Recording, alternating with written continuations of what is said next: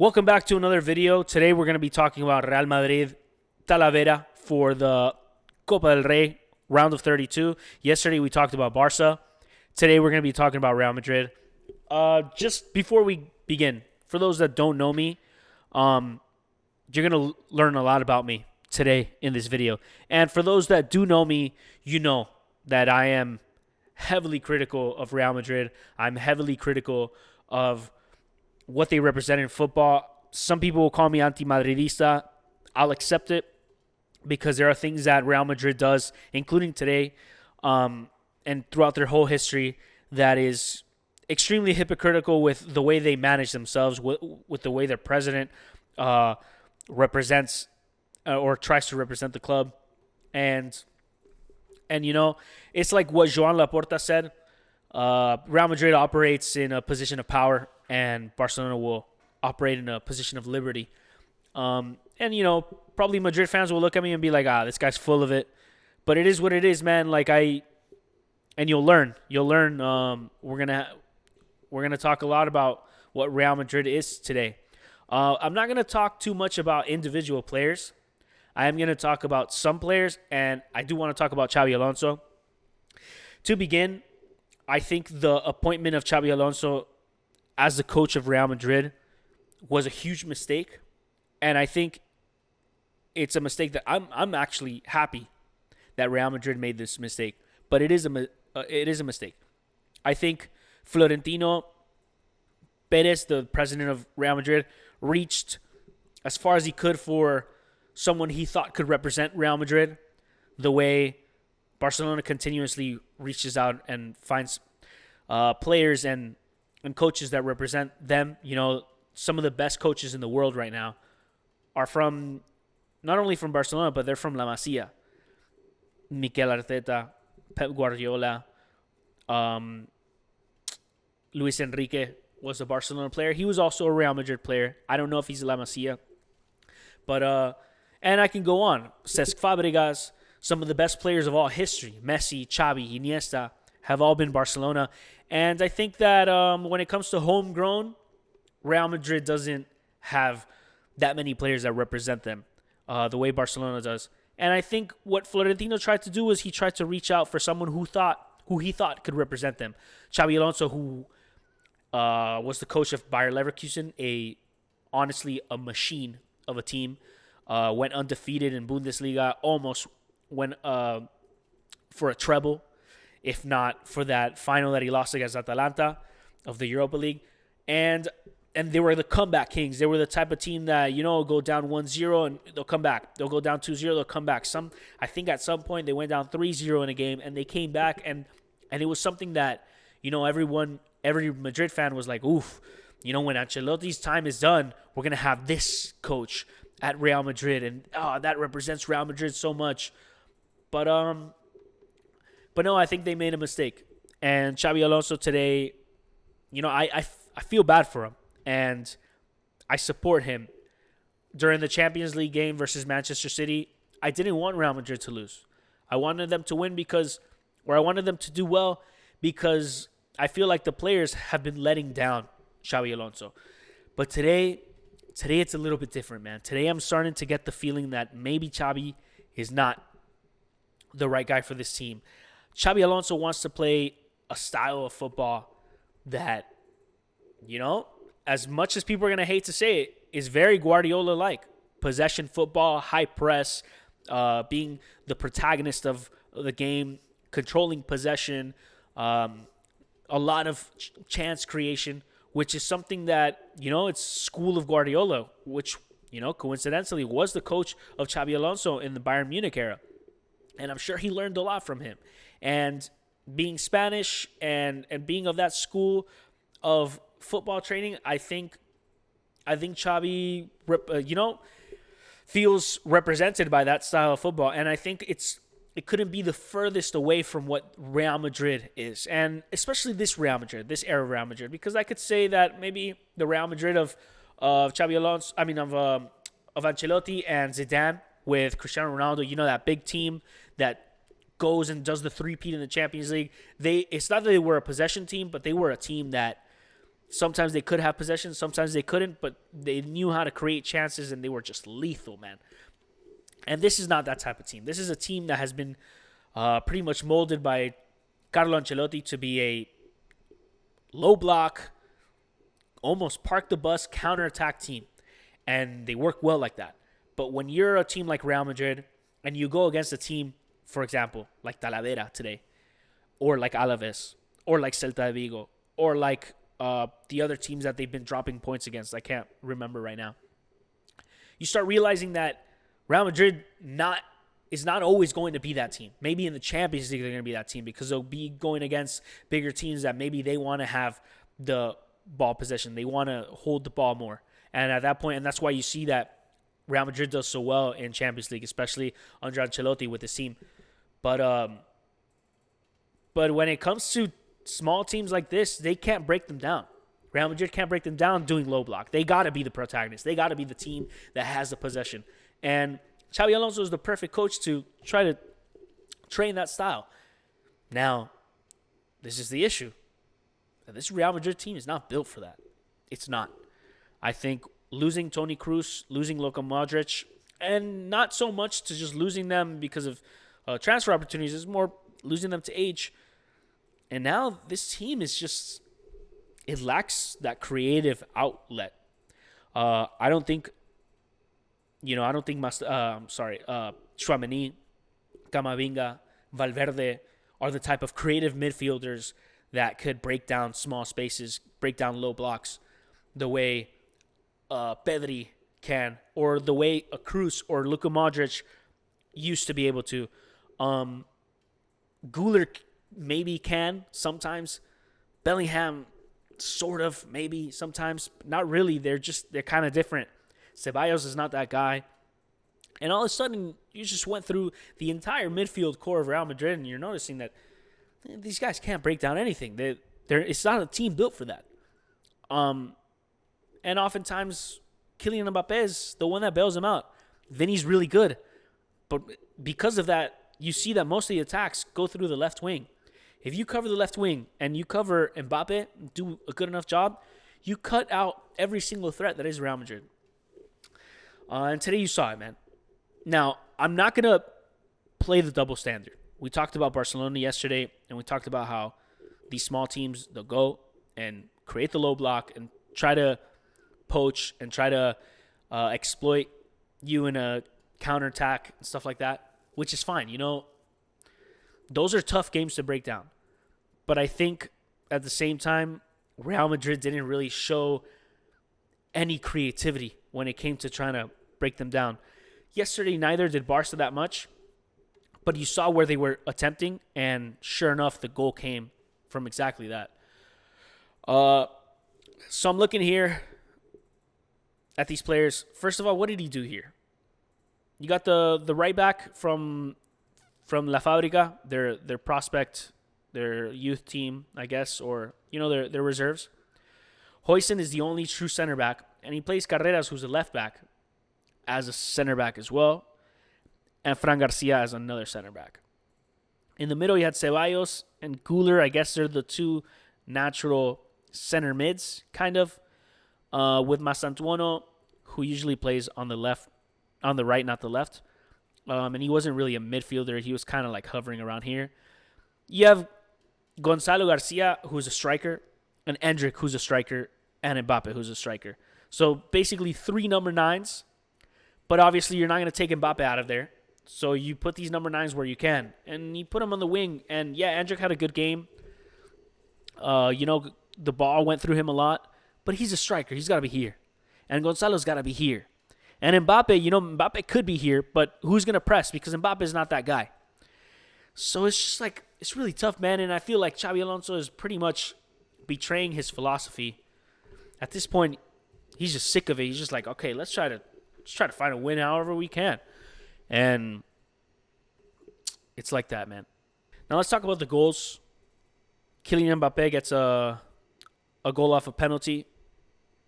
Now remember, in Copa del Rey, especially in this phase of Copa del Rey, the rounds of 32, in these small, third division stadiums, you don't have VAR. What we saw today, and here comes my anti-madridismo right here. What we saw today is a classic example of what Real Madrid used to be in the past, before VAR existed. How they would get away with little details that, are questionable, and they would result in maybe a favorable call towards Real Madrid. And in this case, this penalty, in my opinion, was kind of... I don't know, man. I saw Alvaro Carrera grab the dude's arm, and it touched both of their arms at the same time. Like, he grabbed his arm, put it towards the ball. That's what it looked like to me. Now, we can go check that out. I'm not going to check it out on this video, but that's what it felt like to me. It felt like it was kind of like both of them had their arm there. It touched both of their arms, but they only called the handball for the other team and an easy penalty. Now, if it's a penalty, it's a penalty. That's fine. What makes me angry is that, it makes me upset, is that this is the type of game that if you don't give Real Madrid the penalty, it's a game that Real Madrid can end up tying and taking the penalties. This is a game that could end up really, really frustrating Real Madrid. And when it's a small rival like this, and nobody's going to really care, really going to notice, it's not going to make the headlines, it's easy to just give them a penalty and here, get out of this. We want you in the further stages of the tournament here. Just get out of this. Have this goal. That's what it feels like, man. And especially without the VAR, I don't know if with the VAR this would have been a penalty. Could have been. I don't think so. But here we go. Mbappe gets another penalty, and Real Madrid gets another penalty. And Real Madrid gets another questionable call. And this is going to begin some type of gimmick that I'm going to start. And it's we are at 0 days since Real Madrid has had a questionable referee call that in their favor. 0 days. And it starts now. And we're going to see it. We're going to get to 0 days a lot. Because it's always like this. It's always like this. And this is one of the reasons why I don't like Real Madrid, why I don't support Real Madrid or agree with Real Madrid fans, because it's a lot of this, man. It's a lot of favoritism towards them.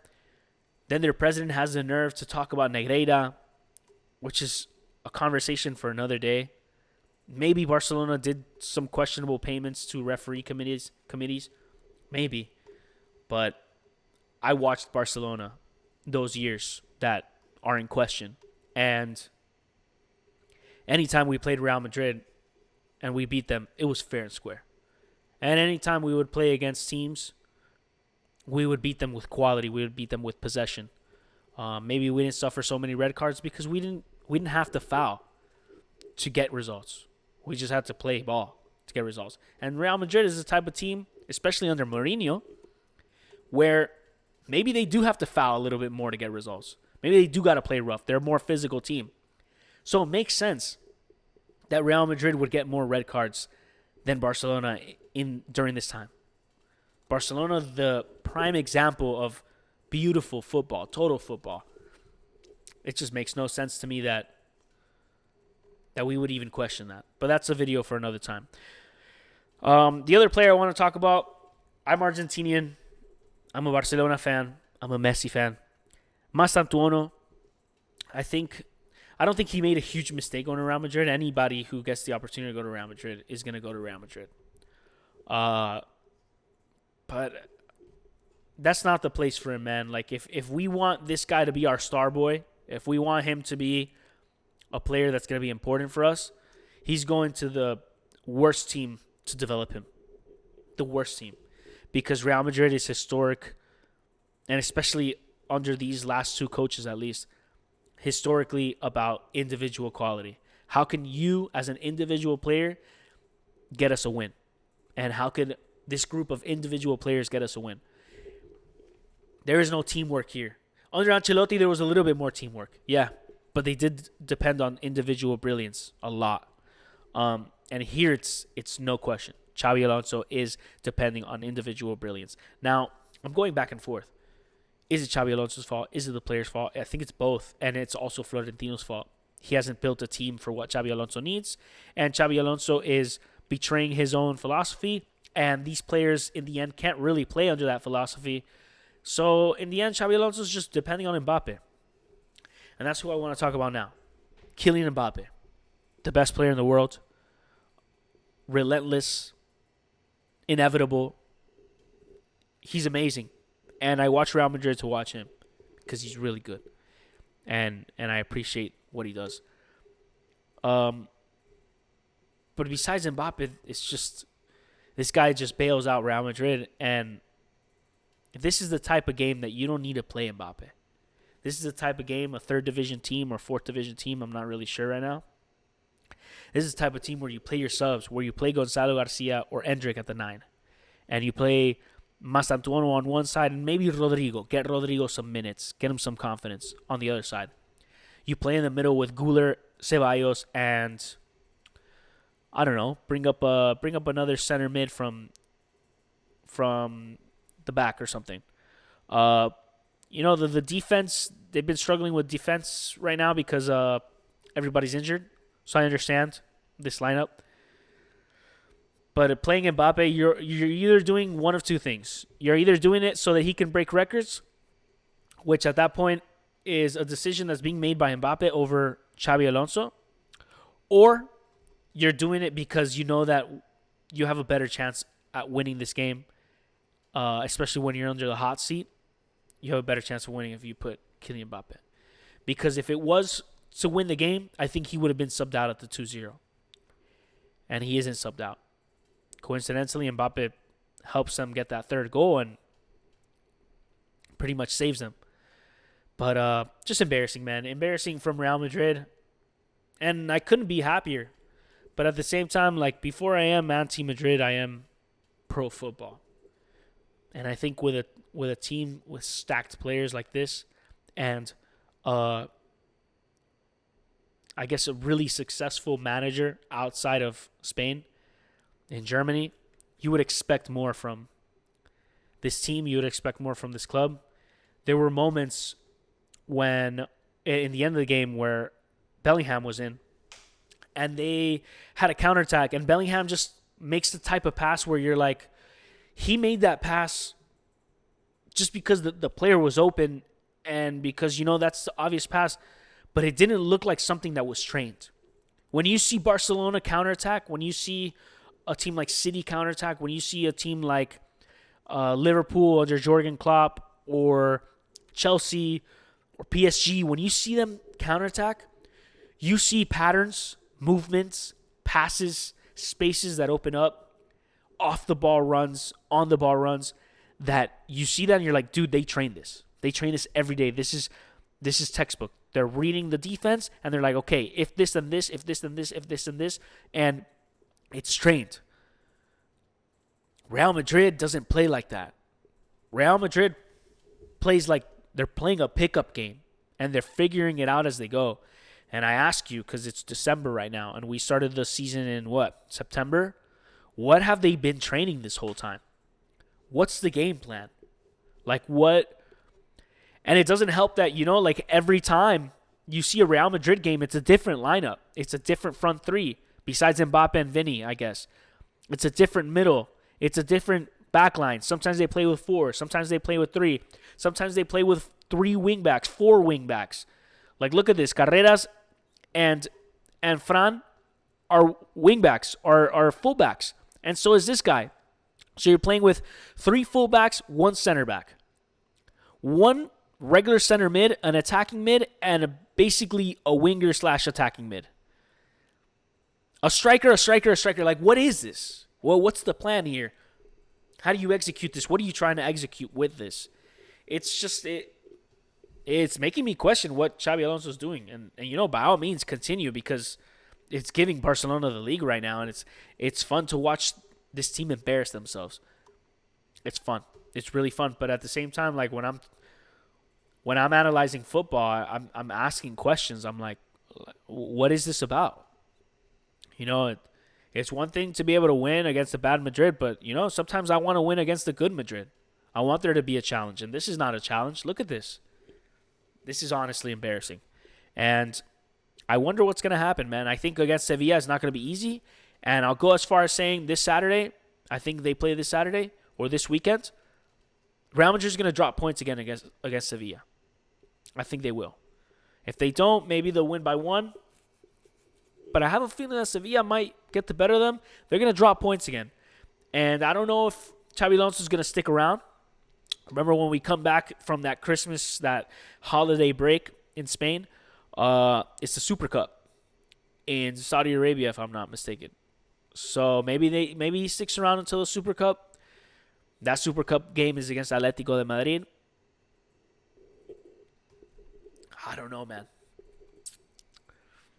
I don't know. It's not looking good. And the thing is, there are solutions. I think if it were me, I try to get Mo. I try to get Mourinho, because if there's anyone who could play with this style of team with superstars and get the best out of each position, and he likes to play the low block, the counterattack. He's very pragmatic with his schemes, and I guess this team is perfect for someone like that. I think Mo would do wonders with this team. I honestly think so. I don't know what his ego would be in contrast with everybody else's ego. You have Bellingham, Valverde, Mbappe, Vinny, Rodrigo. Like, what would happen with those egos and his ego? That'd be a question to ask. But right now, what they're saying is Arbeloa. Zidane is interesting, but Zidane wants to coach the national team. So if it goes well for him in Real Madrid, he's going to say no. He's going to say bye after 6 months. I don't think so. So I don't think it's going to be Zidane. Klopp would be crazy, but I don't know if this team is what Klopp wants, because Klopp is also a high press. Maybe not so much possession ball, but he is high press. And you've seen what this team tries to do.